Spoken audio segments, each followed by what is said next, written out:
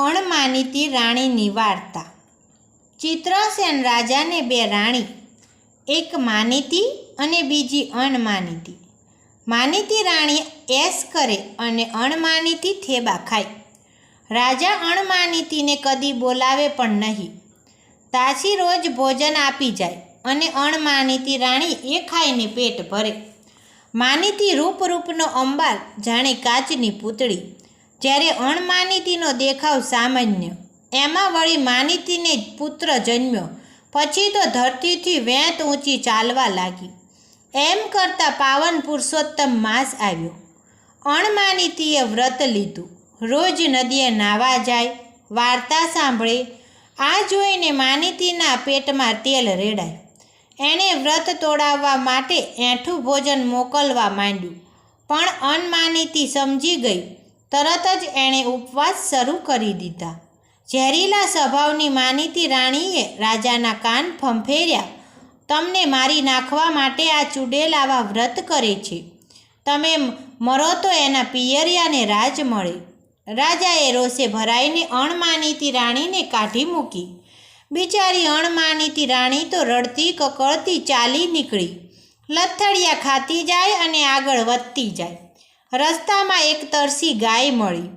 રાણીએ એને પાણી પાયું અને આગળ વધી। આગળ જતાં જીર્ણ શિવાલય આવ્યું।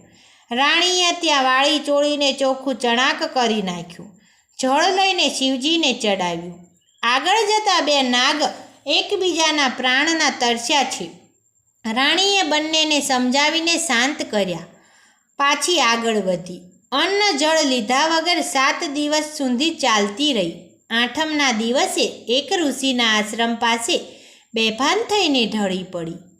ઋષિ દયાળુ હતા। રાણીને ભાનમાં લાવ્યા પછી બોલ્યા, હે દેવી, તે પૂર્ણ શ્રદ્ધા ભાવે પુરુષોત્તમ પ્રભુને સેવ્યા છે, તેથી તારો જન્મ સાર્થક થઈ ગયો। આ ક્ષણથી જ તારા સમસ્ત દુઃખોનો અંત આવે છે। તું મહેલે પાછી જા। વ્રતના પ્રભાવે તારી કાયા કંચનવર્ણી થશે। તારી કુખે દેવના જેવો પુત્ર જન્મશે, જે તારી કારકિર્દી વધારશે। અંતકાળે વૈકુંઠ પામીશ। રાણી પાછી ફળી। રસ્તામાં પેલા બે નાગ મળ્યા। રાણીને બહેન કહીને બોલાવી અને ધનના 7 ગાડા આપ્યા। આગળ જતાં શિવાલય આવ્યું। શિવજીએ પ્રસાદ આપ્યો।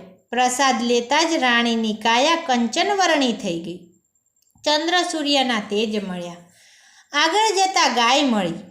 ગાયે દૂધનો અક્ષય કળશ આપતા કહ્યું કે, રાણી, તે મારી તરસ छिपाવી છે, હું તને આ કળશ આપું છું। આમાંથી મોં માગ્યા મિષ્ટાન મળશે।